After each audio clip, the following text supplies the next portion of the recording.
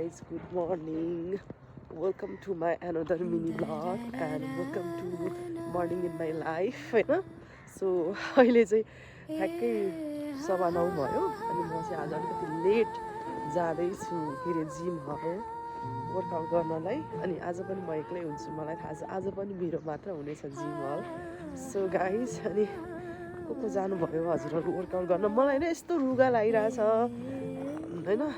I feel not good के मलाई त्यस्तो यस्तो एक साइडमा त टाउको पनि दुखिरहेछ. तर पनि म अब आज भिदै त हो जान्न भन्ने जस्तो पनि भइरहेको थियो. होइन अल्छी गर्नुहुन्न भनेको भरमा फेरि म वर्कआउट गर्न चाहिँ आएको हो कि.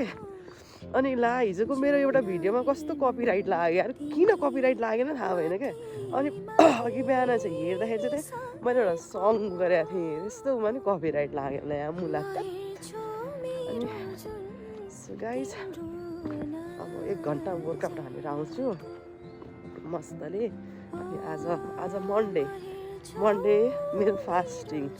हर हर महादेव.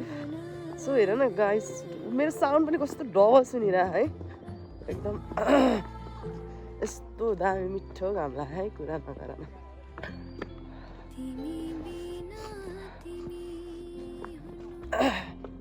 बिस्तारै हिँड्नुपर्छ. यस्तै छ. यस्तो दामी घाम लागिरहेको. ल म आज धेरै बोल्नै सक्ने अवस्थामै छैन. सो म नबोलिकन चाहिँ बोलाएर जान्छु ल.